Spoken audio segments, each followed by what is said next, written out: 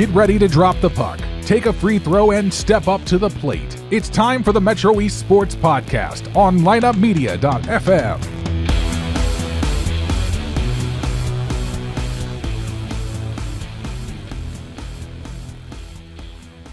From the Lineup Media Studios, welcome to the Metro East Sports Podcast, season number 2, show number 29, recorded Saturday, August 14th, 2021.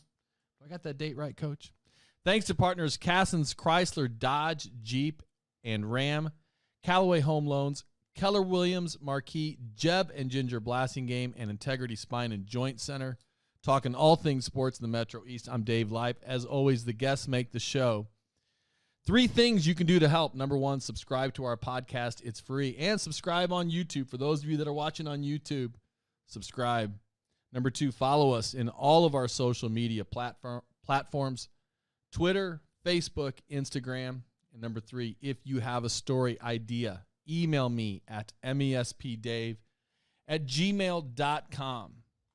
And today's a special show. Today is part of our Legends series, as I am joined today by one of the true legends in Metro East coaching, former Tiger baseball coach, Edwardsville High School coaching legend.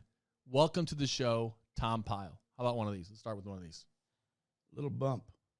Little bump. How about that? For listeners who are watching, you saw us do a little fist bump. Coach, it's great to see you. Good to be here, Dave. It's been a while, but, I'm here with sunglasses on because I just had cataract surgery. And everybody else has had success, but guess who didn't? Had a little twick. The old Moto man. The eyes are bugging you, so you're wearing the shades indoors. But you look kind of like Tom Cruise instead of Tom Pyle like that. Well, the only difference between Cruise and me, I'm taller. I'm 5'8.5". He's about 5'5". Always wearing elevator shoes, so he looks taller than everybody else. First joke. You've only been on the show for 2 minutes and 5 seconds, and I'm already laughing. It wasn't supposed to work out like that. Well, you laughed a while ago when I thought I was in a massage parlor in Japan with these lanterns you got in here. Gee, I haven't seen those since Vietnam, 1968. Okay. All right. Where do we start with you? Can we start in Winchester, Illinois? No, that'd take too much back. And, I'll just give you, I graduated in 62. And from high school? Winchester, town of 1,800, rural community. I grew up on a farm. Worst day of my life, one of the top 10, was when we moved from town to the country and when I was in 3rd grade. It was brutal. And but I lived on a farm 7 miles from Winchester. Made it difficult when you're playing sports, getting there and back, till you got an automobile, and then things changed. But it was a great place to grow up. Enough said. Great friends. Billy Brockhouse, my cousin, was from there. Everybody knows him from Edwardsville. He helped Mike in basketball. He helped Doherty in football. And he helped me in baseball. And then, of course, he coached at Carrollton High School. And then he coached at Alton for a while. But he was one of the great ones, most misunderstood person in the history of Metro East. How was Billy Brockhouse misunderstood?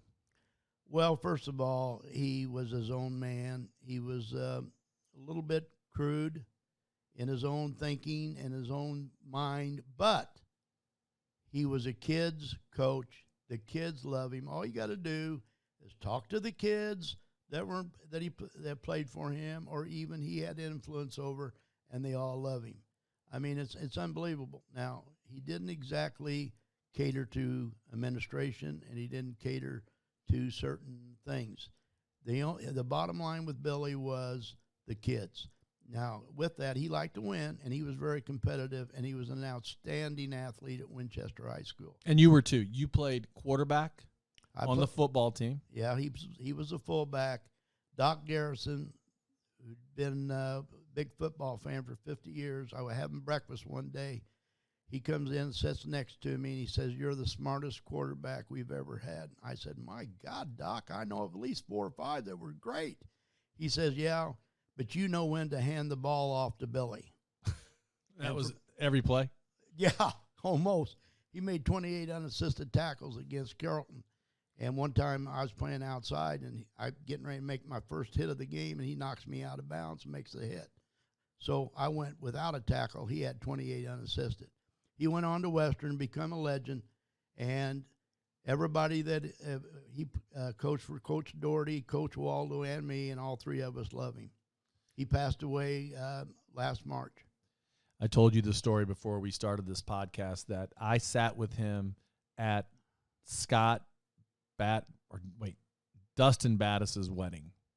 And I sat with him at Billy's table, and he had me in tears.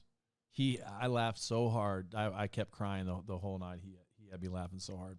So well, let's get one more thing about Billy. He was eccentric, and we all know it.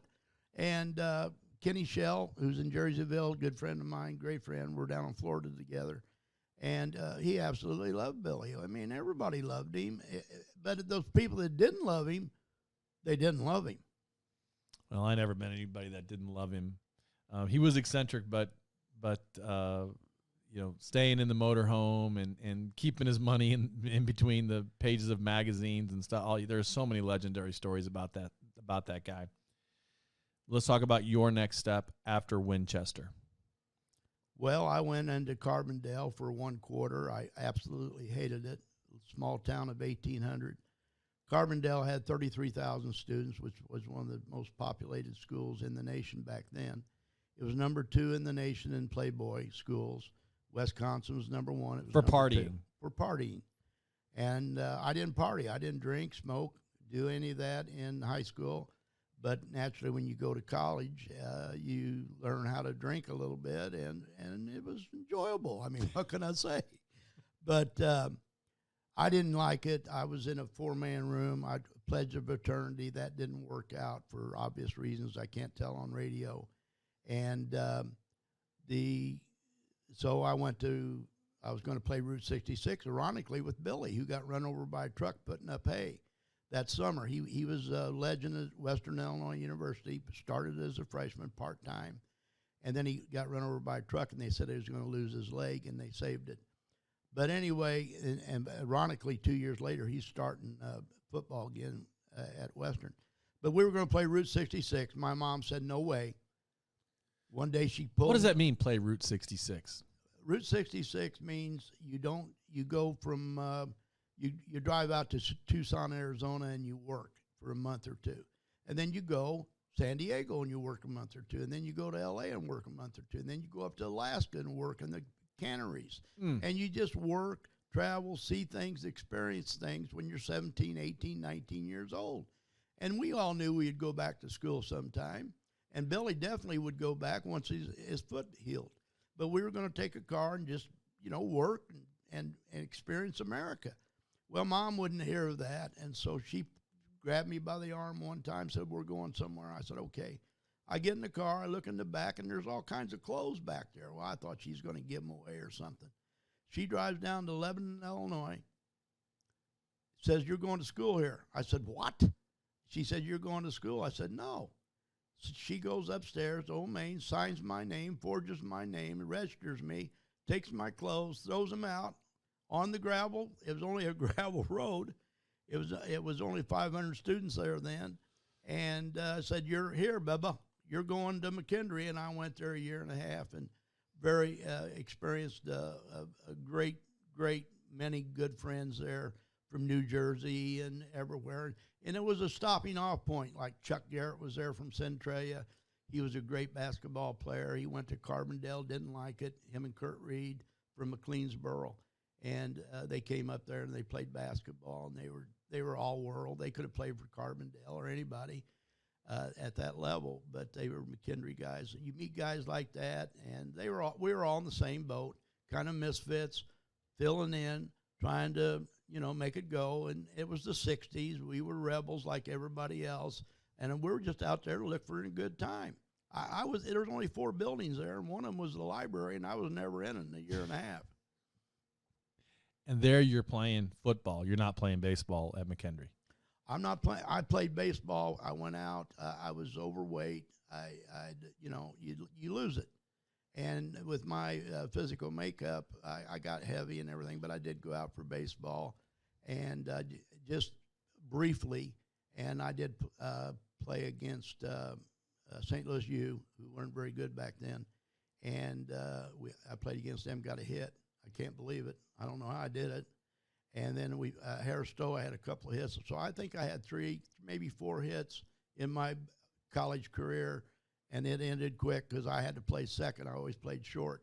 I had to play second because my arm was gone. I was so fat, I couldn't even run hardly. I looked like a little baby pig running down through there. And I had no arm. My arm went because my rotator cuff was getting shot. So McKendree I wasn't a athlete there. I did play intramurals, but I met a lot of great friends, and so that's McKendree. You're still not thinking, I'm going to be a baseball coach. You're just thinking, like you said, you're just at McKendree trying to have a good time.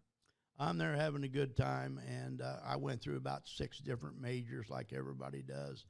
And then McKendree came to an end. We had falling out. They did with me. I didn't even do anything wrong, really. We had a party, and what happened, I wasn't even there. I was up in Monticello with a girl and was going to come back later, and the party got a little rowdy, and they blamed me. And I was the first one to go, and 16 guys followed. And wow. Oh, yeah. 16 of them followed. One of them was Principal of the Year in New Jersey, another Teacher of the Year in New Jersey. Several millionaires came out of that. We had a general come out of that, guy kicked out. And then I went on to have a pretty good career in coaching and teaching. So how did you get to Vietnam after, that's obviously after McKendree? Okay, McKendree, after I asked to leave, I went back to Carbondale, which is a quarter school, and McKendree's a semester school. So what happened, you had a little layover, and I worked in a lumber yard there in Lebanon, and until I could register, I was in good standing, barely good standing academically, so I went into Carbondale, and then they drafted me. In that meantime, said that you can finish school until that end of that, and then school year, and then you'll go in the Army. So in 1966, in July, I went to Fort Leonard Wood, Missouri. Then I went to Fort Carson, Colorado. I went to Augusta, Georgia for AIT. I went to Fort Carson for permanent party for about 4 months. I was a legal clerk. And then I went to Germany, and I couldn't believe it. Because everybody was going to Nam. But here's one thing that saved my life, probably, to be honest with you. My brother-in-law was a West Point grad.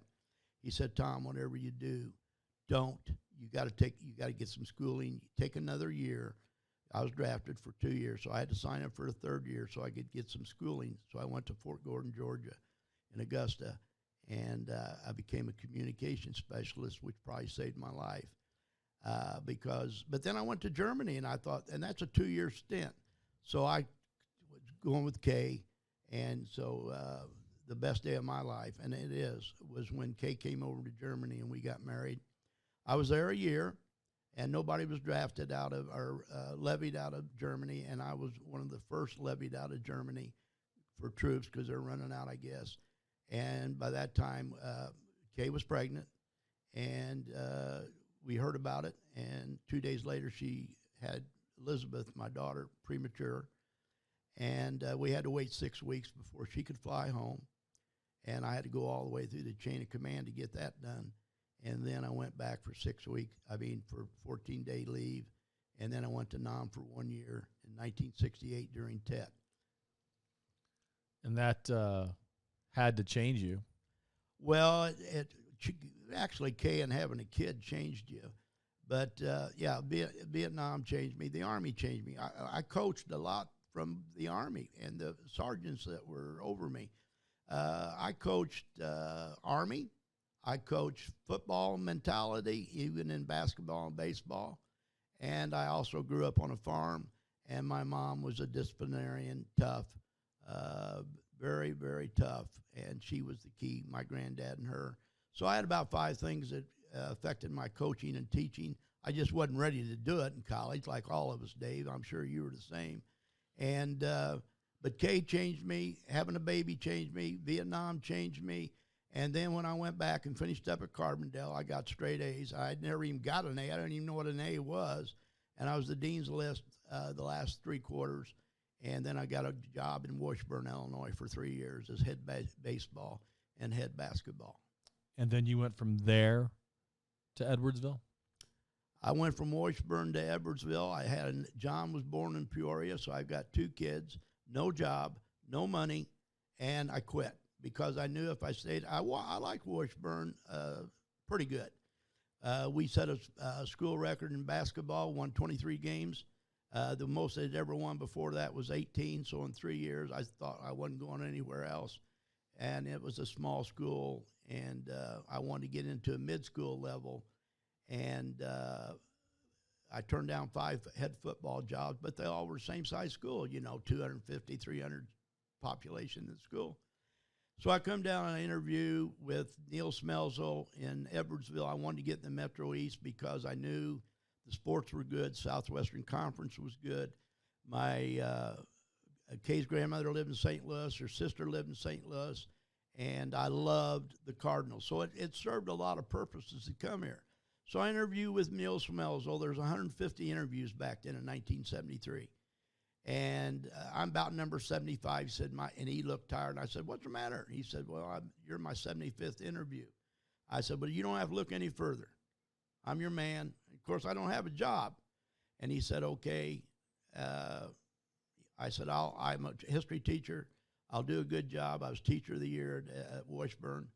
I coached. I was a head coach here up in Washburn, and I love coaching. I'm a good coach. I'll be a good coach, and I know how to win. And he said, okay, I'm going to introduce you to Dick Ford. So he introduced me to Dick Ford, so I wanted to get into football. I never coached it. I played it. And that was a big, big stepping stone because Dick Ford taught me a lot about coaching also. And at this point, Dick Ford is the head football coach, but not the athletic director. No, he's the head football coach. Who is the AD at this point? The only 1 year, Ernie Phillips. And he was only there 1 year, and then he went on. And but Dick was from Minneapolis. He was a farm boy, so we had that in common. His work ethic was just, what I liked. And he liked me because I had that work ethic. And so we tried to build a program here. It was very difficult because we were the smallest school in the Southwestern Conference, and we had no facilities. You will not believe, I think Dougherty addressed it, where he practiced. Well, I was before Dougherty. He even had better practice facilities than I did. Our practice facilities were pathetic. And you were brought in to be an assistant football coach and a history teacher. There was a baseball coach at this point. The baseball coach at that time was Bill Funkhauser, who was a good friend of mine. We used to, do parties, teachers' parties, and Bill would be there, and Bud Valino and those guys. And I was hired as a JV basketball coach. And so I said, okay, I'll be JV. I'll step down thinking, I'll be in line for the next. I really went there to learn football, but to be the head basketball coach because I knew about Joe Luco. I knew about their basketball. I knew about Governor Vaughn. I used to listen to Illinois basketball on the radio. And Governor Vaughn, Manny Jackson, and Dono, and Patton, and all those guys. I knew their names, and I knew about Edwardsville, but I would have settled for Belleville, or I would have settled even for Collinsville. But Edwardsville was the one that was open, and I interviewed, and then I went with Mel Roosdale. He was the head basketball coach. And I was supposed to be the JV coach, and then for some reason he assigned me to the sophomore coach. And he moved up another guy that was sophomore coach to JV, and that didn't set very well with me, and because I didn't sign on for that. And then also I was supposed to be All-American history, and I had world history and another world history. And so they kind of changed that, which they can do, and the head coach can put you where he wants you. So, but I had those two things. So Mom said, quote, you honor your contract, because that's the way we were brought up. You honor your contract, and then you leave.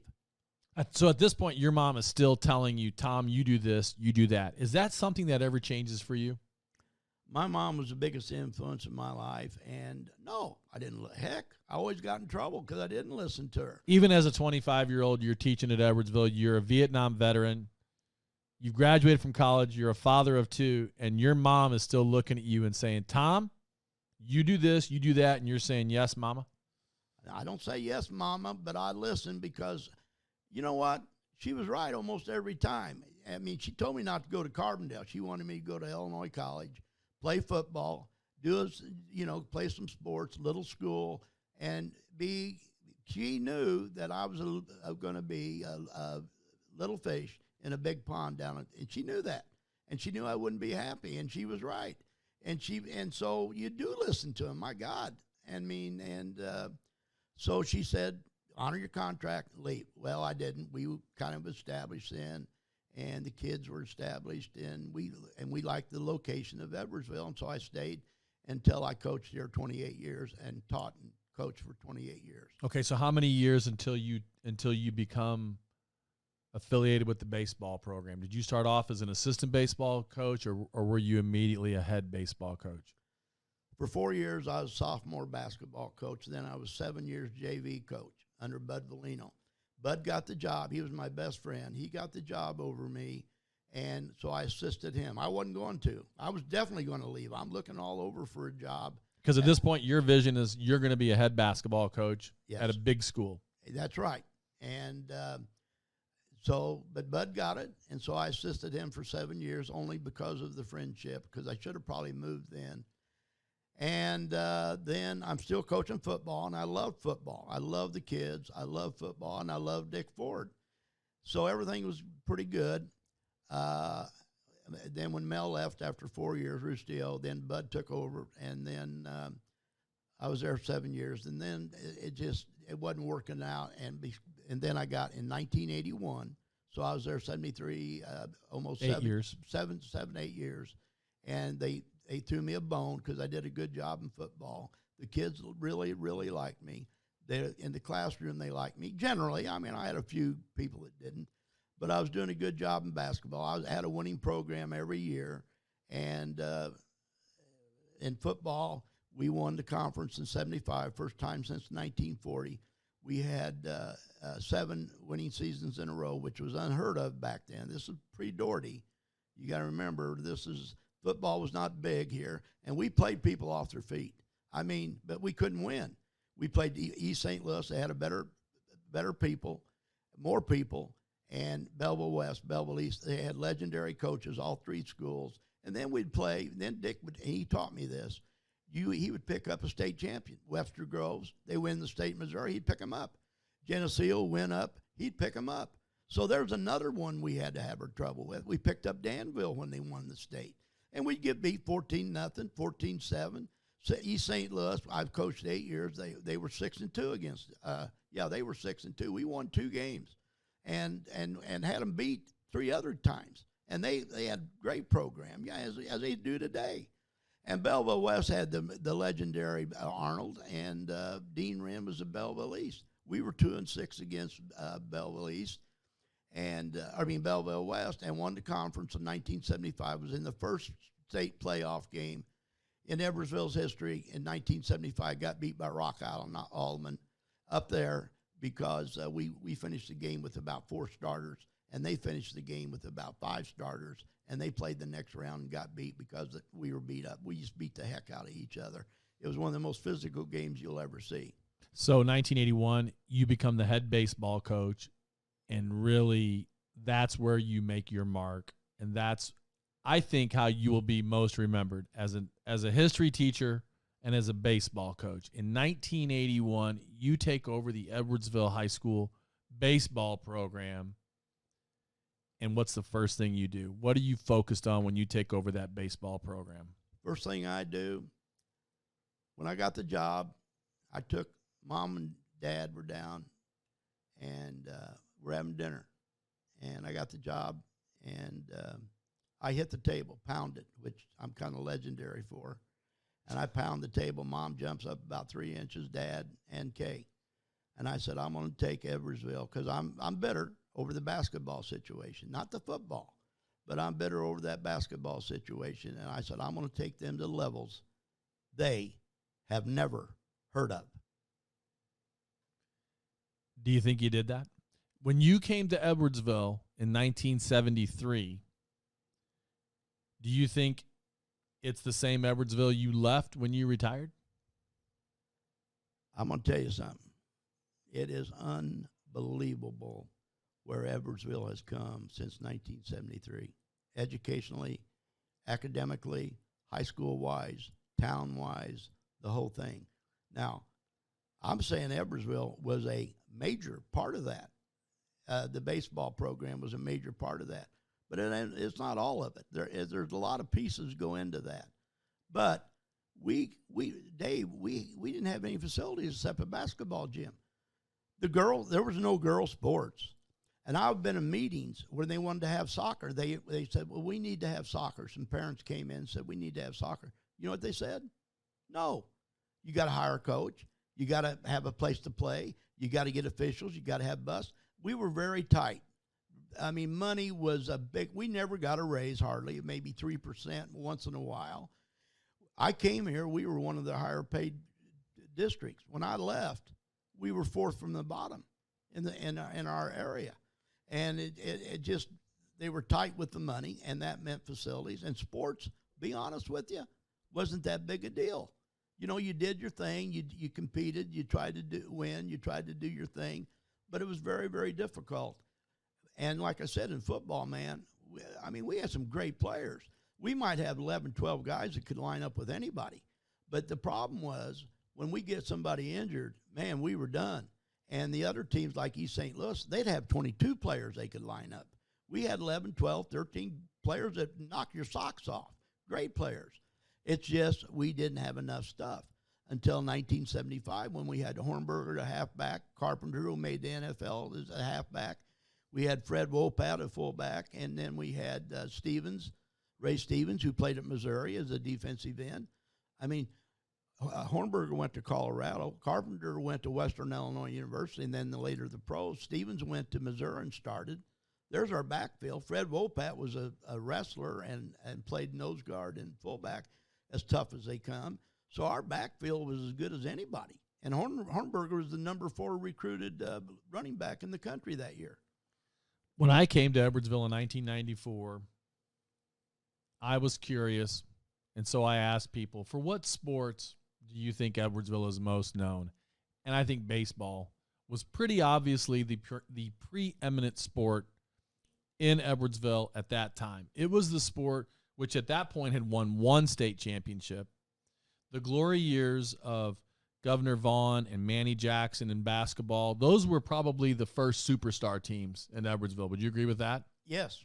But then you come in the 80s and really establish the baseball program as not just a good program regionally, but a program that was a force within the state, comparable to Granite City soccer, Granite City wrestling. Good point, Dave. And of course, he won 7 state championships, Baker over there, and he did a great deal, a great program. But the thing of it is, in 1981, when I took over, Dave, I had nothing. We had Hoppy Field. That was owned by the city. It was never drug. We took our life in our own hands, taking ground balls. It had no cages. I only had 6 baseballs. I had nothing. You had to set up a 1 cage indoor and set it up on volleyball standards. And of course, they went to state the year before, in 1980, which was the first. Joe Luco took them to state 3 times, never won a game up there, but he took them to state 3 times, and Funky took them to state 1 time, and they got a semifinals. They got beat by, ironically, Collinsville in the semi. I was at the game. I sat next to Tony Alaria, and Danny played on the team, and they got beat. Should have won it, but they got beat. And Collinsville was good, real good. Was Campbell the pitcher? Oh yeah, he pitched. He won all 3 games. And Anthony's dad. Well, I guess I don't know. Anthony Campbell that played basketball at EHS. Yeah, that's his dad won 3 games of state, which is a state record. And I umpired back then. I coached football, basketball, and umpired before I got the head job, and that was a big part of my knowledge, you know. And I followed baseball on TV, and I watched every pitch back in the game of the week with Dizzy Dean and Buddy Blattner and slid into second. But the thing of it is, Dave, in 81, 82, 83, 84, 85, 86, 87, we're just trying to get compete. I would say Granite City was better than us. Belleville's were better than us. Althoff, East, West, everybody. And I won 24. We won 24 games my first year, and 24-12. How we did it, I don't know. Really, it was just I had one starter back from the 1980 team, John Wood. I had one victory back, Reed Hellman. That's it. The cupboard was bare. No facilities. No equipment. No money. No nothing. Won 24 games and played two state champions. Played Marist and New Lenox Providence. So anyway, here's what turned it. Very simple. Willpower, hating to lose, learning how to lose, because I lost in basketball and football, and it killed me. One reason I got out of football, I couldn't take the losses. You had to wait a whole new week to play again. I hated the losses. We'd go 6-3, 5-4, and I couldn't take it. I mean, you don't understand. It's just took a piece out of me, because you put so much, as you well know, you put so much into the coaching and teaching. You're exhausted at the end of the day by just teaching. Then you got to go out and coach. I mean, when you and I talked about it earlier, it's brutal. People don't understand how hard it is to teach, how hard it is to coach. My mom said, again, I'll refer to her, she said, you sure you want to teach? You got to please the superintendent. You got to please the principal. You got to please the kids. You got to please the parents. You got to please everybody. And you got to be above them all. I mean, you got to use psychology. You got to do all this. I mean, it's not going to be easy, Tom. I said, I know, but I'm going to do it. But getting back to baseball, here's what turned it. The field. I built a field from nothing. Dick Ford came to me, and he said, you want to build a baseball field? And I said, where? I'm in. He said, well, out there, it was set idle for 10 years, around 10 years, 40 acres out here south of town, and let's go out. And so he started it, no money. Of course, you weren't going to get any money out of Edwardsville High School. That's for damn sure.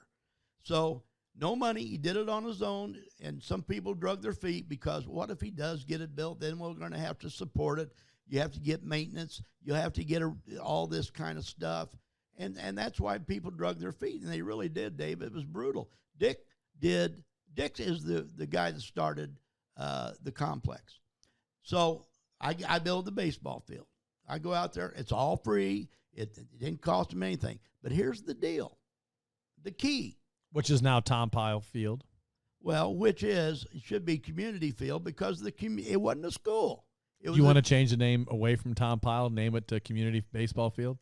Well, they got basketball gyms named after guys. And let me tell you something. They didn't put the brick and mortar in there. I put everything I had into that field. That field is mine. I built it, and it's the truism. I built the field. You earned it. Well, we won a game or two, too. But again, and so we built the field, and I built it for practice. Now I got cages and Busch Stadium. I started the Busch Stadium game in 1981, my first year. Joe Cunningham calls me. He says, and I don't know Joe from Adam. He didn't know me. He says, hey, would you be interested in bringing a team down and playing before the Cardinals? I said, are you crazy? I said, we'll walk down there. I don't care if we get a bus. We'll walk down there and play. Well, we go down there, and he says, well, you know something else? If you sell the tickets, you'll get $1 back rebate. It was $8 a ticket then. I remember it vividly, $8 a ticket, if you can believe it. We got $1 rebate. I sold over 1,000 tickets. I had $1,000, and I bought my first machine and cage with that. When I left the program in 1998, there were 9 cages, 9 pitching machines, counting the wiffle ball machine. We had stations. We set everything up, and it was something else. But the key was the field, and I got diabetes in 1986, and I had a freshman coach I liked, Darryl Butler, and I told Darryl, I said, look, I want you to come up to the varsity because I can't give 100% anymore like I used to. Of course, like I told my last year of teaching, I told the class, you're only going to get 50% of me because I was sick and diabetic and everything. I said, you're going to get 50% of me, but that's better than anybody else. And that's the way I taught, that's the way I thought, and that's the way it was. But now I got Darryl on board. Now you got 3 coaches. Mike Waldo in 1980 volunteered with Bill Funkhauser. In 1981, Dick Gerber was my first assistant, and Mike Waldo was a volunteer. I asked him, "Do you want?" No, he asked me, "Can I stay on with you?" I said, "Sure." Well, after that, Dick went on to his thing, and I asked Mike to come on full time as my assistant. And he didn't even live in the district. He was coaching at all over. I think he was an assistant coach at Granite North, and he coached baseball here, basketball there, and he taught at Johnson Schoolers. He taught somewhere else. He was on the road all the time. Well, it didn't take a day, and I could tell this guy's going to be a coach. And he was loyal. He did what I told him. And I said, "Why don't you take the pitching?" Now, I umpired when he played at Granite North. He was brutal. He was high. He was a tall guy. He was high. He was wild. I dreaded it when he came in relief because he was wild. Well, this guy, here's the thing about Mike Waldo. If I started the football program, the first guy I'd hire would be Mike, who never coached a day of football in his life. Why? Okay, Mike, you got the secondary. He would know everything about the secondary within a week. And he knows how to relate to kids. He gives it his all. See, it's real easy to coach kids. They know you can't fool kids. They know who's working and who isn't. They know who's sincere and who isn't. They knew I hated to lose. They knew that because I'd read the riot act to them. Now, do you want to hear Coach Pyle yell at me, or do you want to do it right? Now, Mike wasn't a yeller, but he'd just look at them, and they would just crumble. They didn't want to let him down. Now, me, they understood and knew. I'm a yeller, screamer, hollerer, but I'd always put my arm around him at the end of the practice. I never left a kid down. I always put my arm around him. If you're going to criticize him and get after him, then you better praise him. And that all developed. They knew who I was, and they started buying into the program. My kids were everybody says, "Oh, well, Coach Pyle had all these great players." Yeah, I had some super players, but so doesn't everybody else. Collinsville's got super players. Belleville East, Belleville West, Belleville Althoff, Hazelwood West, we'd play. And so I started changing the program around, getting better competition. But the kids, I wouldn't tolerate anybody that wasn't tough. Now, if a kid, I used to, back in the early 80s, I'd go with a hitter first. Well, later on I said, I'm going to go with all around and give up a little bit. But the main thing they had to be, if they were going to play for Tom Pyle, from 86 on, 87 on, you had to be tough. And once you start surrounding yourself with those people, they thought they couldn't lose. Me either. When we lost a game one time. We won 64 in a row. 64 games in a row. You can't win that many Little League games. Number one in the nation that year, too, I believe. We were number one, and we also were number one in 1990 until we got beat. In some polls, there's 3 major polls, and we were number one in one of them in 1990. In 1991, we were number one until we got beat. And in 1992, we were number one preseason. Is it fair to say you built one of the best baseball programs in the country? I don't know about country, but I do know in the state of Illinois, we would have been the best. Now, you said earlier we were talking that you got to go to all these tournaments, and that's what you've done. You built your program. A lot of similarities. You got to play good competition if you're going to get better.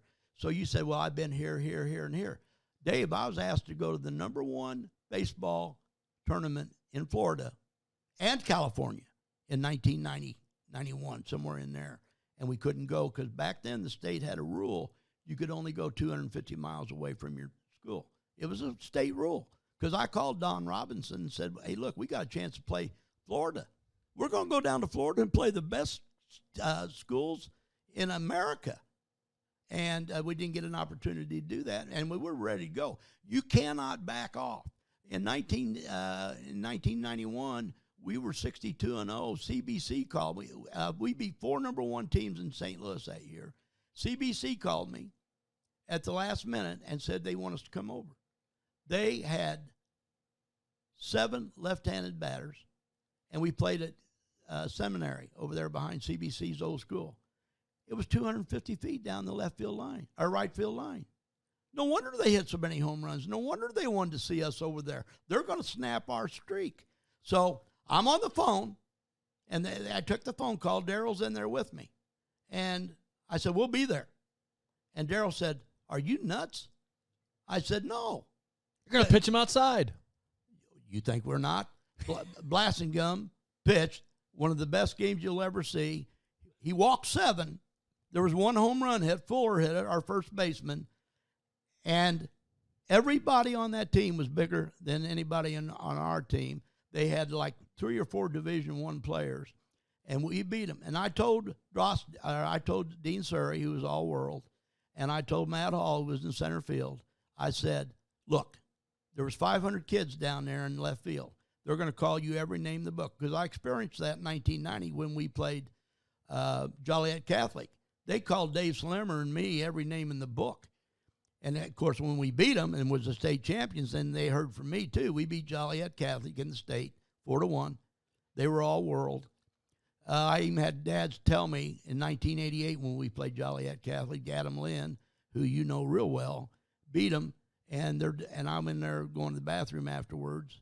And 3 or 4 dads came in and said, Coach, don't get mad, but we cut players better than what you had. I said, I know, but who won? And that's the truth. They recruit players, Joliet Catholic. You need a shortstop, they get them. They need an outfielder, they get them. But so we went to CBC. We get off the bus, and this is a true story, Dave. They said, well, there's their JV. Where's their varsity? I got all these muffins getting off. I got a couple of big guys, but I got these little muffins. They said, there's the JV. There were 700 people in silk ties, white starched shirts, lined up along first base watching us come in. We beat them 7-2, a masterpiece called game by Coach Waldo. And I told Matt Hall and Surrey, you turn around and look at those stands, because they're going to call you every name in the book. And you say one word or even turn around, you're out of the game. You're on the bench. They didn't turn around. We beat them 7-2, get back on the bus. I go back and sit down with Dean Surrey. I said, well, what did I tell you? He says, Coach, that was the hardest thing I've ever had to do, is not turn around and jump in those stands. I said, I know. But that's discipline. That's how you win. And Darrell Butler coming on board, building the facilities, Mike Waldo, all-world coach, and I've been through the ins and outs of winning and losing. And I've been conditioned, Vietnam, the farm, being tough, growing up, trying to be the best. Mom wanted me to be the best. I never was. But she said, be the best you can be. And I did.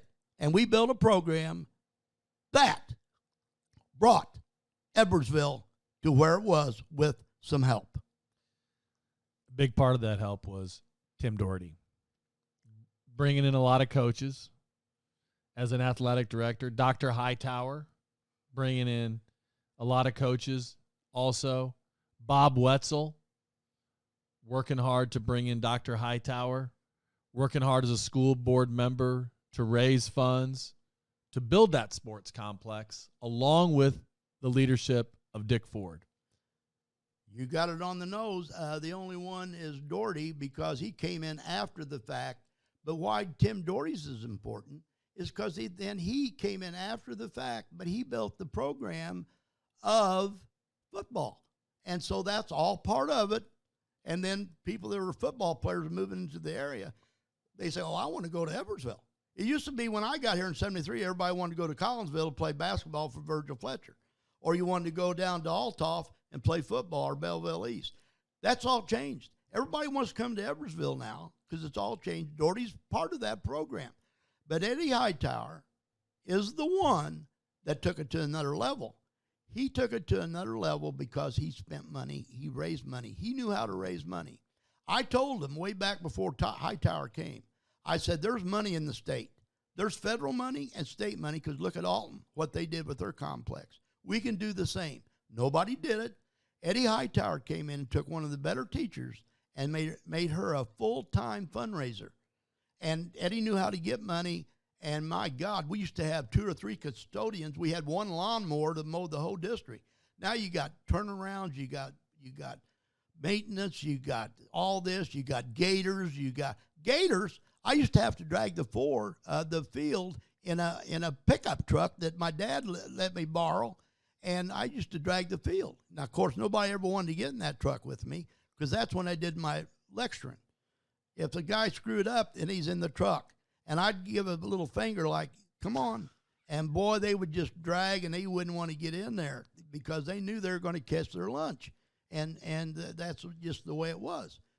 But anyway, and getting back, and you're right, Bob Wessels is a silent guy. He turned Edwardsville, a big part of turning Edwardsville. SIU is a part of it. Eddie Hightower's a part of it. Doherty later. Mike Waldo gets a shot at the basketball. He makes basketball great. And Dave, tennis. People that are good tennis players want to come to, they don't want to go over here to Wharton. They want to come up here to Edwardsville, and that's all part of it. Then Eddie went on and got better. He tried to get better teachers. The first thing I told Eddie, and we were friends, the first thing I told Eddie, you better change the pay scale. Because I'm getting ready to leave, when Eddie came in. I'm only here a couple of years when Eddie's here. I said, Eddie, you're going to have to start paying these people because they're all going to Belleville West. They're going to O'Fallon because they pay better. The coach's stipend, listen to what we got. I don't know what you guys get today. It was on a 6-step level, and it started with your base, not at the end. In Belleville East, O'Fallon, it's at the end of your salary, and it's unlimited. Here, it's a 6-step. Why us coaches stayed as long as we did, that's our fault because we weren't very smart as far as the finances.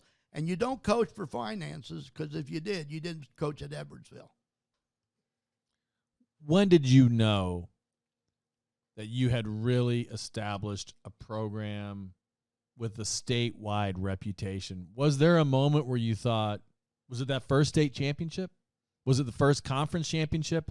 Was there a moment when you thought, aha, we've built something good here?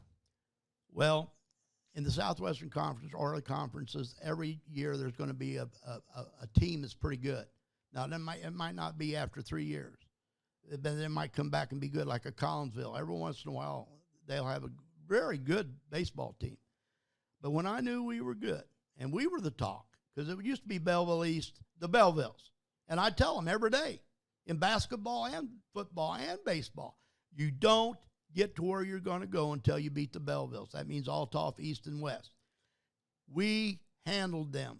Now, they won occasionally, not very often, because you don't win 30 games every year and 20 games every year, and then later on 30 was the deal. But when you started beating the Bellevilles, and then the other team, like maybe 1 year Granite City's pretty good, and so you beat them, and then you play all the good St. Louis schools. I scheduled everybody in CBC, DeSmet, whoever won the state, Chaminade. I started the tournament. Timmy Funkhauser was on my team in 88, 89, and 90. Timmy said, you know what we need, coach, is a tournament. So I started a tournament. Never lost. I brought in Evansville, who was the state champion. I brought in Lincoln, who was a state champion. I brought all those state Springfield. I'm going so fast now, I'm trying to think, hey, I'm 77 in August 28th. But anyway, I brought in all those teams. We never lost a tournament game, ever. And, you just, and when we got beat, one time we got beat 3-2, and I went home and I was furious. And Case said, well, you can't win them all. I said, why not? Why can't we win them all? We got the best coaches.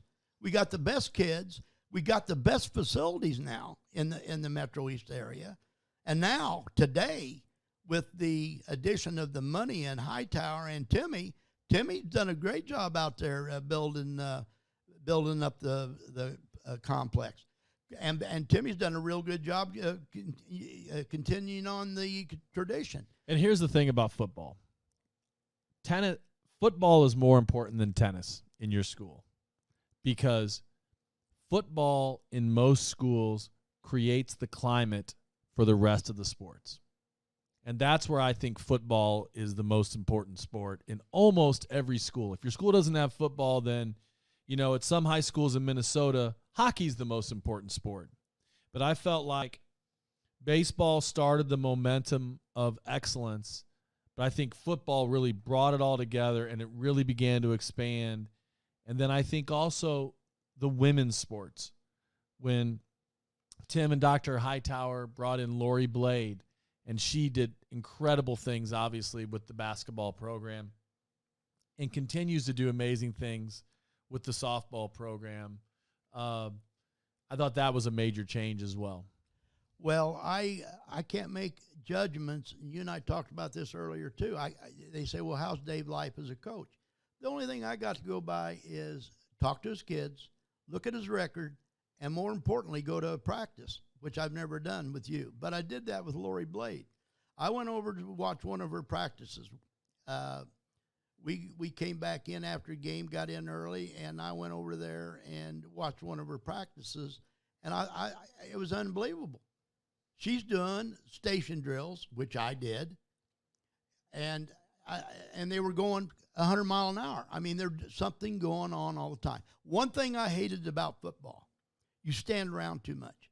And if I was the head coach, there would be no standing around. I would bring in freshmen, sophomore, varsity, and they'd run the same play. Then if I'd run in defense, I'd have somebody, they're doing something. And that's the thing about baseball. I didn't have shaggers. When they're shagging, they're out there talking about their girlfriend, talking about something. They're not working that hard. So I didn't have shaggers. I created a different way of doing it. We took Dave 300 swings a day, 300 ground balls a day, 300 fly balls a day. You say that's impossible. Not when you got machines throwing them out there, not when you're hitting fungos, not when you're going stations. Now, we wound up with the varsity, the starters only hitting live arm, but everybody else hit those machines. We hit a slider every day. We hit a changeup every day. We hit a fastball low and away. We hit fastballs high and tight. Anything you can think of, any ground ball you can think of, any pop fly you can think of, we did it in practice and prepared them. Clearly, you were a volume guy. Absolutely. Here's what I learned in teaching history. You learn a lot teaching history. The Japanese came over in 1920. They wanted to learn about factories and democracy here. They wanted to learn about military in Germany, and they wanted to go to England and learn some things. Here's what they did. They took what they liked, and they kept it. The things that weren't working and weren't good, they let them go. So they took the better and when they're making their country and they made their change, and not being some isolationists, they took the better. What did I do teaching? I left all the bad teachers and the bad situations that I learned, and I had bad teachers and I had good teachers. I took the good and how they were effective and tried to use those. In the Army, there were better drill sergeants, better teachers. I used what they did and made them successful and put it into coaching and teaching. Why do something bad? Plus, I gave 100% every day that I taught. Then I have to rest.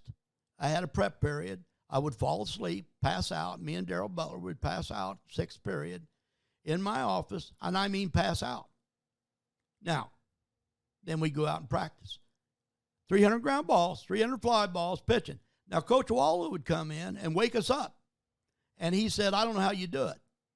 Teach history, 5 classes every day, 154 contacts, and then go out and coach. He says what he did, and he admitted it, is that he'd get guys jobs, and he'd go around, and he was in this work study program. Co-op. He was a co-op director. He was a co-op director or whatever. And he was good at it. Well, he was great, but that's not the point.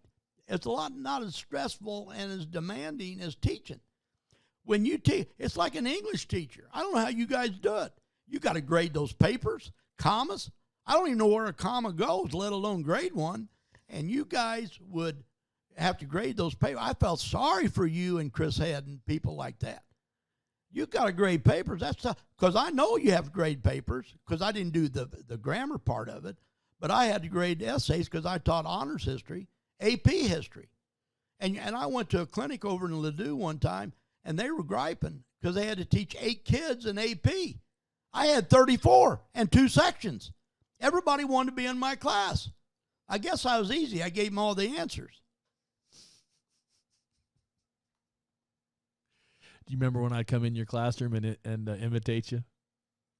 Well, you came in a lot, and of course you were wrong. I had posters up and pictures.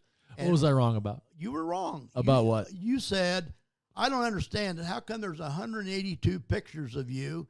Well, Dave, there was more than that. There was 300 or 400 pictures of me. You miscounted when one day you went in there and snuck in and started counting the pictures of me. I said, Tom Pyle, 387 pictures in here. 382 of them are of me. Buzz. Yeah. What was that game? Buzz. Yeah. You ask him a question, and the kid raise his hand and say, Buzz. Well, I like to, we had some fun, too. I tried to teach them as much as I could. Kids loved you. I don't have to say this, but kids loved you. I taught with you for a number of years. Kids loved you. Most of the players loved you. Most of the players love me. There's always going to be some that don't. That's just the way it goes. But the ones that don't played for you, and they gutted it up, and they played for you. You're right. Hey, I had a guy hit 4 for me. What more do you want in life? And I'm not so sure he was crazy about me, but I was hard on him, Dave, too. But there was a reason for it, and that doesn't mean I didn't like him, and it doesn't mean I didn't praise him. But I was a hard coach. I remember one time I went to a game. Pop fly, kid runs over for it, can't get to it, and you go, should have caught it. Like that. I thought, man, that's pretty harsh. But then the more I thought about it, the more I thought, you know what? He's just setting a standard. He's just setting a tone that make the play, kid. Well, that was, and when you expect it, most of the time you get it. But I remember Tucker, who was a big godsend too, as a newspaper man. Bill Tucker. Bill Tucker. He was pro Edwardsville, pro, and it wrote good articles, and it was very positive, which was a big change about all the athletes in the programs. So he was a big part of this. But anyway, we beat a team 13-1, and we always go down to left field, talk about what we're going to do next and where we're going to go. And I'm reading the riot act. So he's waiting over there on the sideline. He says, hey, didn't you just win 13-1? I said, Jesus, Bill, did you see all the mistakes we made out there? I'm not worried about the next game and winning. I'm worried about getting them ready for the playoffs. And if you make mistakes, those same mistakes. I benched a kid on a hit and run, and he got a base hit. Why'd you bench him? Why'd I bench him? Because you're supposed to hit the ball on the ground, advance the runner. I got to get that runner at second to put the bat in the next guy's hands at the bat. And I want him down at second. If you get a base hit or the guy makes an error, that's bonus. That's gravy. So I chewed him out, benched him. That was in 1991. And he got a base hit. It hit it over the second baseman's head. So he comes in. He's down, everything. So after the game, I go over to him. I said, let me ask you a question. We're in the sectional final. We're tied 1-1, and it's a hit and run. And you hit a line drive, and now he catches it. Now we got a double play. We're out of the inning.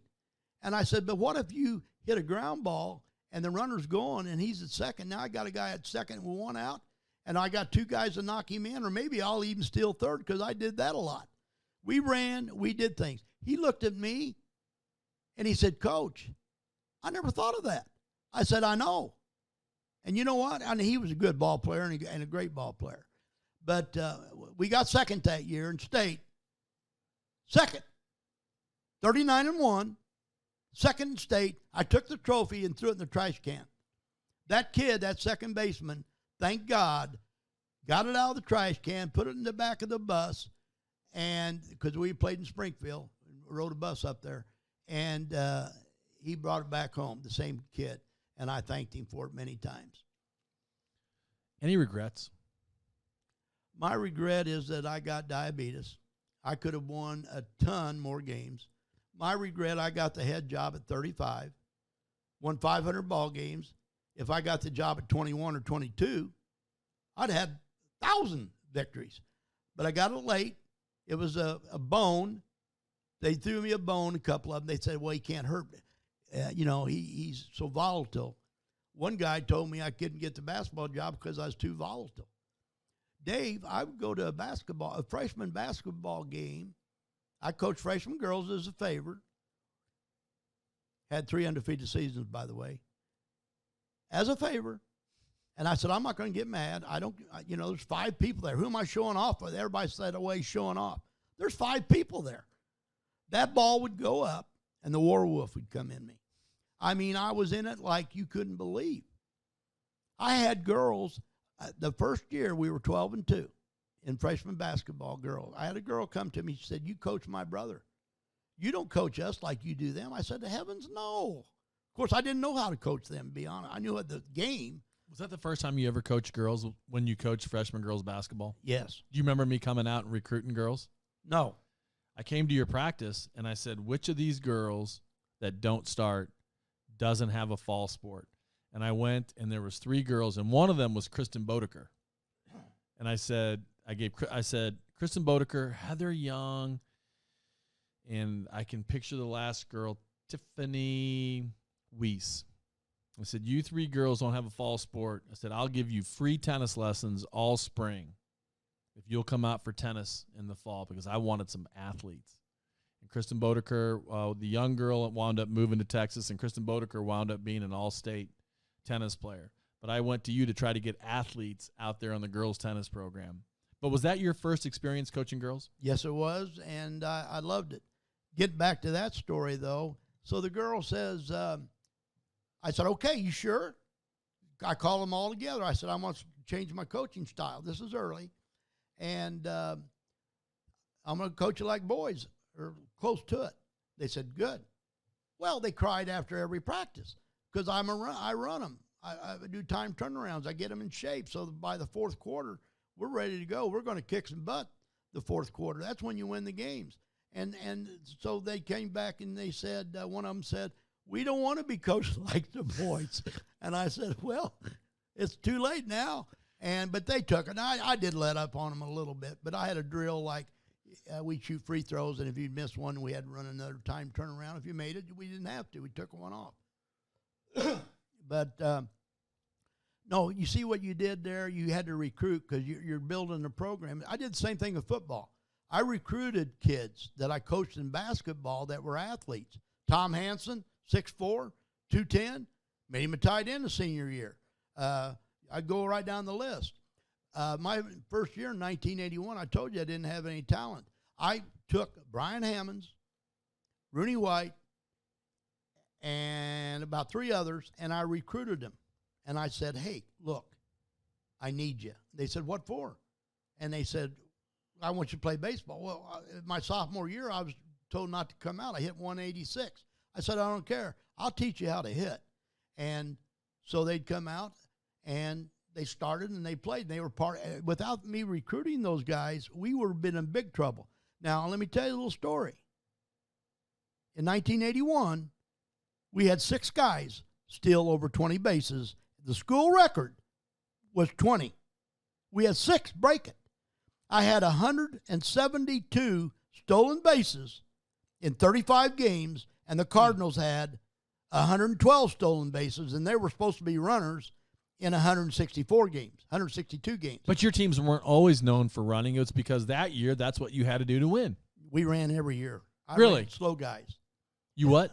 I even ran slow guys because I think you can beat it. Let me tell you, 1982, that was the only losing record I had in baseball. We were 23-24 and got 3rd in state my second year.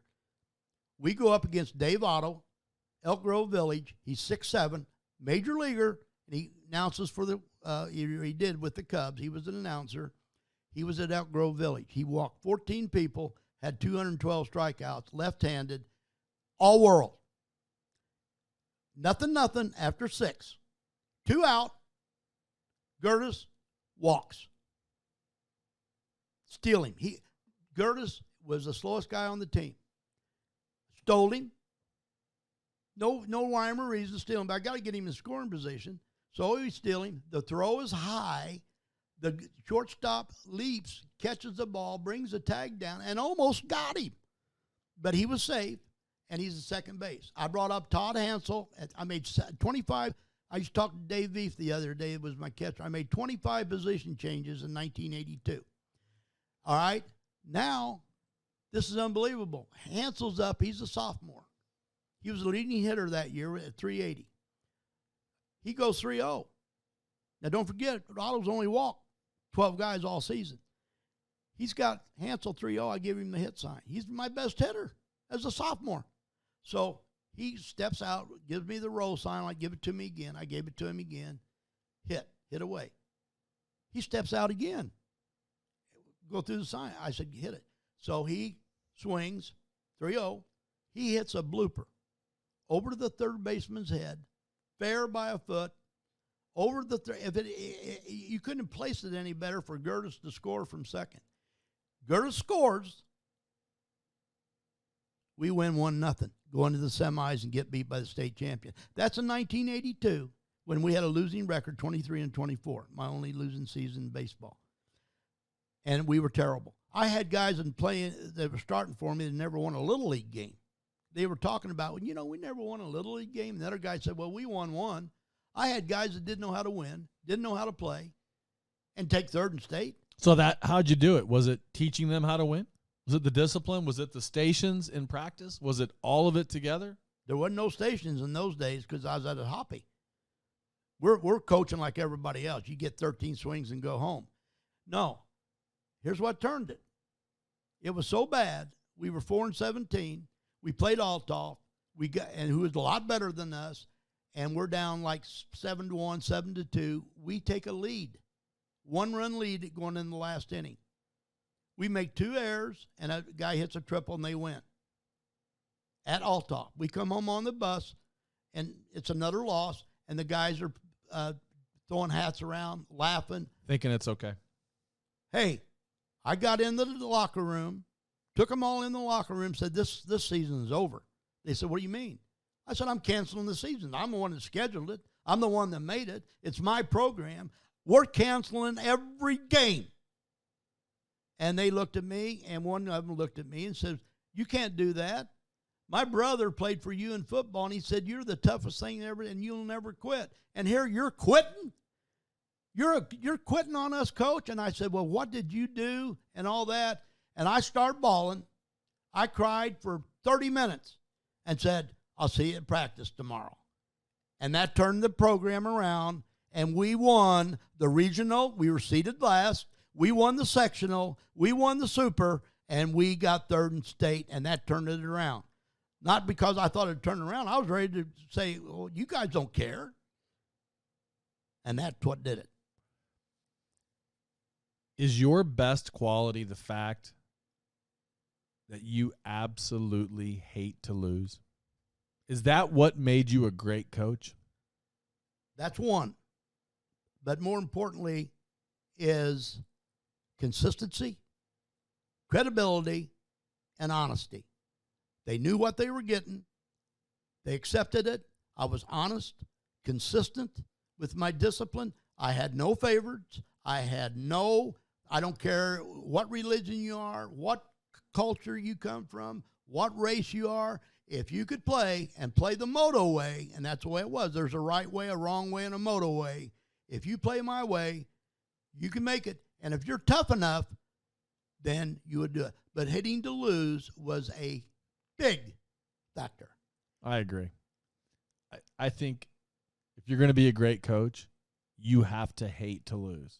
I see a lot of coaches, I'll see them lose, and it doesn't look to me like it bothers them. And I think the fact that you hate to lose that much, while it drives you, it's also a curse. And you know what I mean. Definitely.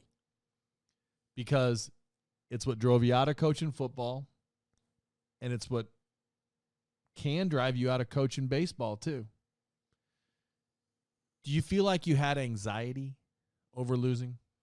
Well, you and I talked about anxiety earlier, and I'll tell you the truth. I don't know what that is unless you're a little bit nervous or anxiety. You're anticipating maybe. I think it's more you're afraid. there's a fear factor in there too. I don't know, maybe that's anxiety, but you're afraid of failure. You're afraid, like in football, you're afraid to get hurt. Basketball, you're afraid to let your teammates down. There's all that involved in it, and you got to handle that as a coach because you've been there. We've all been there, and so we know what to expect. See, I lost my last basketball game to Jacksonville, Illinois. We were 23-4. We had a school record in basketball at Winchester. We weren't that big. Our tallest guy was 6'2". We beat Jacksonville by 18 points. The last game of the season. We beat Pittsville in football and basketball, first time in the history of Winchester. So I knew what it was about to win, too, and I knew what I was about to lose. We lose to Jacksonville. We had a 13-point lead going in the last quarter. This is 1962, and I can remember it vividly. And we got beat. I'm done as a basketball. That's my last year. That's my last thing. I hated it. I couldn't eat. I couldn't drink. I couldn't sleep. For 2 weeks, I'm done. It killed me. It killed me. And so that experience of losing, I didn't want to experience that bad a loss again. And I had some heartbreakers in basketball. I mean, at Washburn. But you take it. You know you can win because when you take a team that doesn't care, that team was rural. They really didn't have the ideology of how to win or wanting to win. And the only reason I got hired there, because it was late, they needed to coach quick, and I was a sergeant in the Army. So he said, I wanted you for your discipline. Well, I gave them discipline, all right, but the problem was a lot of them, about half the town wanted me out of there. They said, you're too tough. I mean, the guys were running, and they said, begging for mercy, and I was tough on them, yelling at them, and all this kind of stuff. And they wanted to turn the program around and discipline, or did they really? Because when I did that, they criticized, got called in the office all the time. I'd say, damn it, take him out at second base, you know. And then I'd get called in because I said, damn it, you know. So, oh, yeah, sure. And I got called in the office all the time teaching. I took a blackboard and broke it. I was talking about communism, which I found out later when I took a team to Russia. By the way, we were the first team to go to Russia, the first team to play at Busch Stadium. We were the first in a lot of things. The first to win the boys state championship. The first from Edwardsville. First. I like first. But anyway, I was talking about communism. In Washburn, I'd take my fist and hit the blackboard and shattered it. Get called in the office. Do you know how much that blackboard costs? I said, so? Put a new one in. I threw a kid out the second floor window one time. Got called in the office. Did the kid get hurt? I mean, that's a pretty far drop. It really wasn't because that kid's name was Clark Kent, and he flew. Oh, good one. It really wasn't because the way it was a second story, but it was kind of like a half a story. Okay. So that makes it better. So I get called in. Here comes the dad. He's an Italian farmer. He comes in. I tell him what happened, why I did it. Didn't apologize or nothing. Just told him why I did it. Said, thank you. Went home. He was on my basketball team. Why did you do it? The dad didn't say a word. He said, thank you. Took him home. Mike come back the next day. Said, my God, I'll never do that again. He said, my dad just, stripped him. Now, that's the type of parent. That's the way my mom was. I had a teacher hit me in my freshman year, slapped me because I didn't do what he told me to do, and he was going to resign. My mom said, no, I want to hear the story. So we go in there. He told it the way it was. It was the truth. I told it the way I did it. He kind of slapped me. And what got me going, all the seniors said, it was in study hall. They said, oh, you're going to let him do that? They built it up. So I told Mom. She said, well, let's see what's happening. And he said, well, Mrs. Dunham, I will resign. She said, I don't want your job. I just wanted to find out what happened. And that was it. She turned around, walked out. That's the way parents should be. I don't think parents have been that way for a long time. That's just me. That's just me. Well, let me tell you something. Blood is thicker than water. And I see where their parents are coming from. They love their kids. They want them to play. They want them to be the dude. They want them to be the smartest, the most popular. They want them to hit third and play shortstop. They want them to be number one in tennis. And when they're not, they get a little, they lose their perspective with reality. Are parents different now? Were they different at the end of your career than they were at the beginning? No. Okay. Were kids different? No. Socrates is the one said, use the term juvenile delinquent. Remember the 60s? That was the worst time. No, I don't remember the 60s, Tom. Well, I do. And they said we'll never recover from the 60s. In 1970s, we had more protests than we even thought about having this year. Everybody says, well, you got all these protests. We got all these problems. We've had problems every year. They talk about elections. Go to the history books. Look at John Adams and Thomas Jefferson's election. Look at all the cheating, stealing, lying, graft, corruption, fraud. That's what bothers me today, and that's why I have problems. You know, everybody says, a lot of people say, Tom, why are you so depressed? I say, well, because I don't like the way things are. But, you know, we got problems. We need to address them, we need to change them, and we need to change. I said, and when I was still teaching 22 years ago, I said, we need to drop all programs and change them, make them better. Drop them all, start over, including Social Security. Make it better. And I've always been that way. Eddie Hightower, let's make it better. Mike Waldo, let's make it better. Doherty, let's make it better. Dave Lipe, let's make it better. That's when you get results. And you don't fool the kids. They know. And they'll play for you. But if you're a phony, they know that too. Were you a better teacher or coach? Can you separate the two? I don't think you can. I think if you get a good coach, you're going to have a good teacher most of the time. And if you have, my best teacher in high school was Jack Renfro, who played basketball at Collinsville, got fourth in state, a little guy. He comes in town and coached 3 years at Winchester. He's the one that built our program. Now, he wasn't there my senior year, but he was the one that taught us basketball. He was a health teacher. He was awesome. He taught. I had an English teacher that was all world, a math teacher. She was all world. She was on me every day. And she'd criticize me in my freshman year in freshman algebra. I didn't even know how to do one. Finally, I went to a buddy. She'd criticize me every day, and I'd miss the problem. She called me up every day. I went to my buddy Larry Howe, who's a genius, and I said, help me. He said, well, first of all, Tom, you got to open a book. Secondly, you do the review problems, and then it'll come all to you. So I said, okay.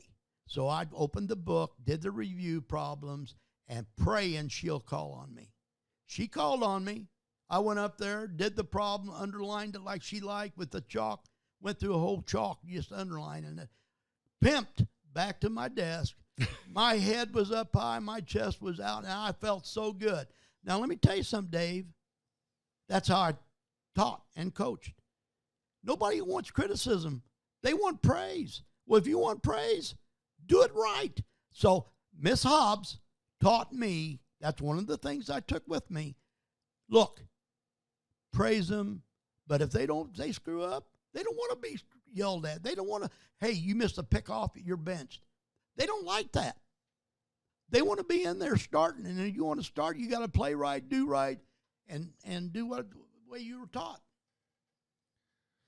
I know you're proud of a lot of the things that you've done. I know you're proud of your record. I know you're proud of your classroom career.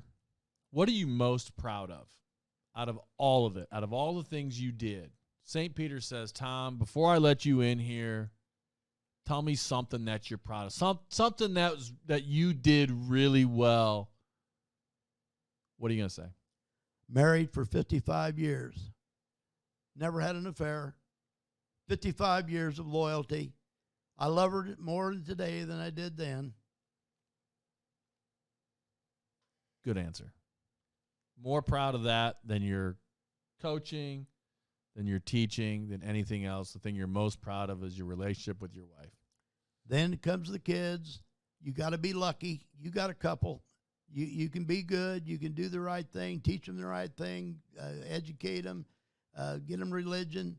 But you got to be lucky in the long run. And my kids, They've had their issues. They've had their problems. But, you know, they're still here. They're doing good. And my son is probably one of the most liked persons around. My daughter's very successful career in D.C. as a lobbyist, got 2 great kids, and that's all part of it. But doing the right thing, Dave, being honest and integrity. People have said, if Tom Pyle says it's going down, it's going down. All you need from me is a handshake and my word, and that's my bond. That's why I was successful in Vietnam. I turned the situation from last place to first place in Vietnam because of integrity, honesty, and hard work. You work right alongside of them. But that integrity and honesty will take you to the pasture land. What I think about you is you talked about Brockhouse being misunderstood. I think you're also misunderstood because you're coming across as gruff, you're yelling and screaming, but I think what's going on is you're having a blast.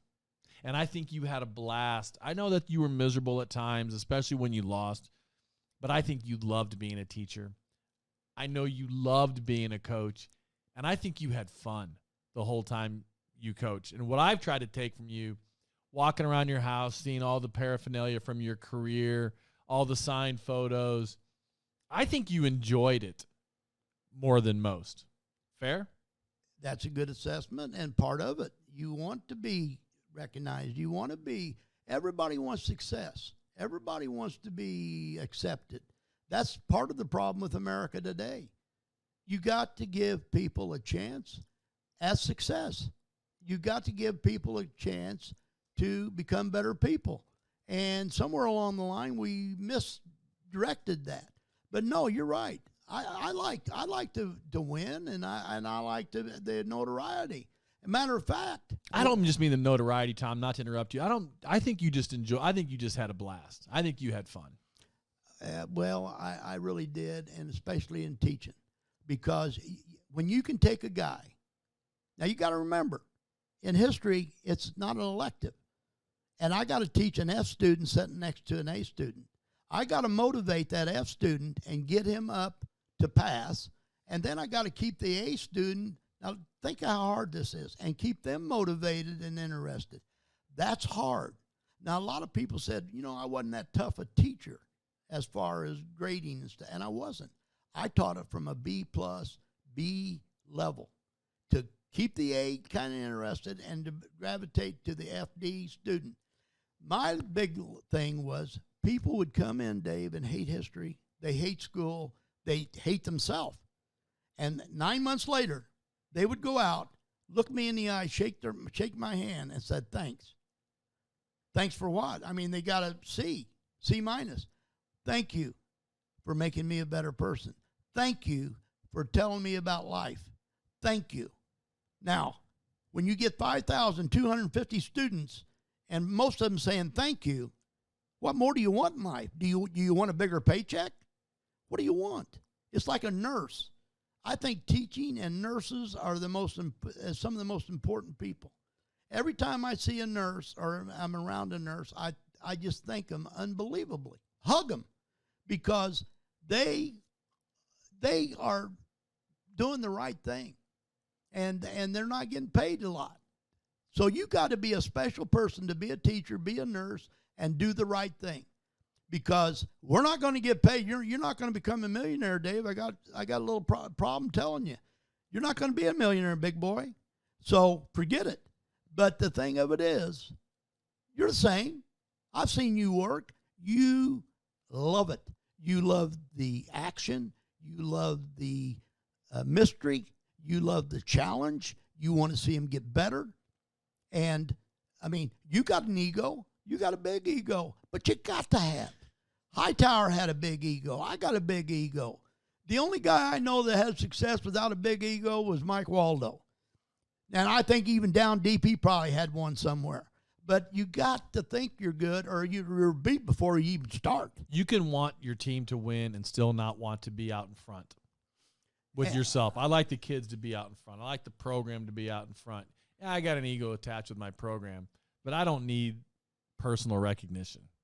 And I don't think you do either. Well, I think I do more than you. I like that recognition. And there's a reason for it, though, David. because all I wanted was, again, mother, I wanted her to say good. We won 40-0 in 1998, state champs, number 1 in the nation. My mom did not say, good game, good job. She was at the game, didn't say it. Never did, and neither did my stepfather. But she would go around. She played a lot of bridge in Winchester, and I heard rumors that she'd brag on me and say this and say that. But she never did to me. And I think I was always kind of looking for that, and that drove me. That's another thing that drove me. I want Mom to say, Tom, you did a good job. Now, let me tell you what else I told my mom that same day when I resigned, when I'm done with baseball because of health. I said, Mom, I could have done the same thing in sales or another job. If I put the same energy and the same thought process in a job, I could have been a multimillionaire. And she looked me in the eye and said, I know. And that's kind of my last question. If you hadn't been a teacher, if you hadn't been a high school coach, what could you have done? Could have done anything. I think I would have been in sales. My granddad sold cars. I think I'd have been in sales, and I think I would have. See, I always think outside the box. I do different things. So rather than just sell a car or a tractor, I would go to Saudi Arabia and sell 100 cars, 100 tractors, and I would be the best salesman in Saudi Arabia. I want to be. One guy asked me to go into real estate after I retired, and I said no. He said, why not? I said, I'm tired of being number one. He said, well, what do you mean? I said, I'd want to know who's the number one salesman in the real estate in Edwardsville, and then I'd have to beat him. I have to beat him. And that comes with the price. You lose friendships, you lose things. It's exhausting. It's exhausting. Well, thanks for coming by. That's it. I'm exhausted. Are you exhausted? No, I could go all day. What and then I'll pass out when I get home. Take a nap. How about we do a part 2 another day? If I'm in town, you call me. I enjoyed it. Hey, I mean, that's the way it was. I got more stories about Edwardsville, how it developed, and it makes me feel good. I get down to Florida. I've been down to Florida now, but I hear things. I ask questions. I don't read the papers. I don't look at the news.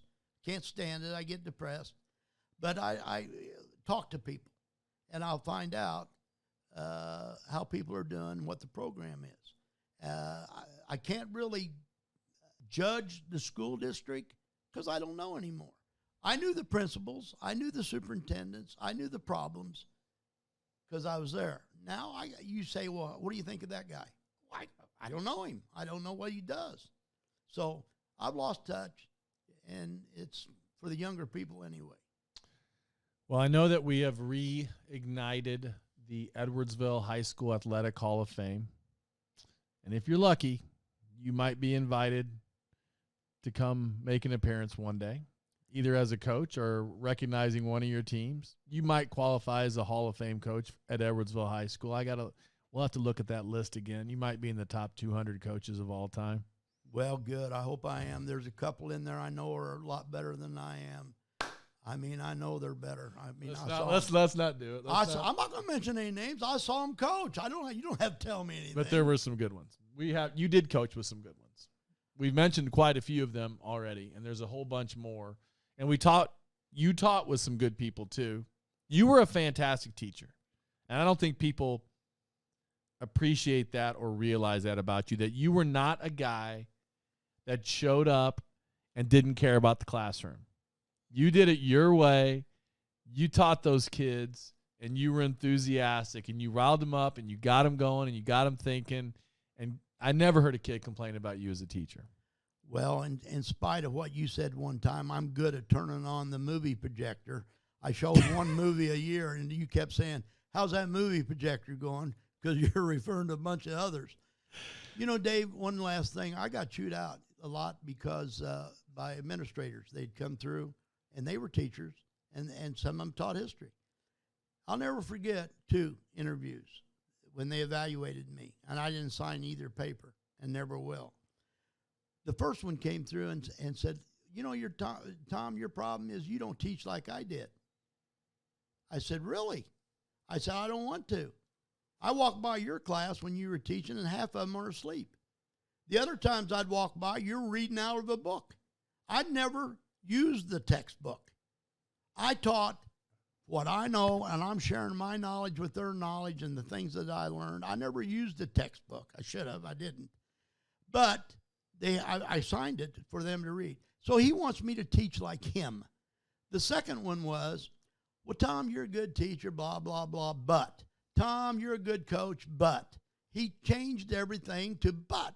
That's like you going out with a girl, look her in the eye, and then said, and turn away and look at the wall and say, I like you, but. You just erased everything. Now, I didn't use too many buts when I was coaching and teaching. A coordinating conjunction, by the way, Dave, if you didn't know. And by the way, where are we diagramming sentences? When did that all cease? When did the diagram sentence, the dangling participle, the gerund, when did all that change, Dave? I don't know, Tom. I think that's a whole nother conversation for a whole nother day. How to teach English. I'm very similar. I'm not big on the textbook. It's all about reading the great writers. Write your own poetry. Write your own journal. Write your own stuff. But my favorite of all time, and always will be, the dangling participle. Don't let your participle dangle. That's right. Tom Pyle, how many halls of fame? 6.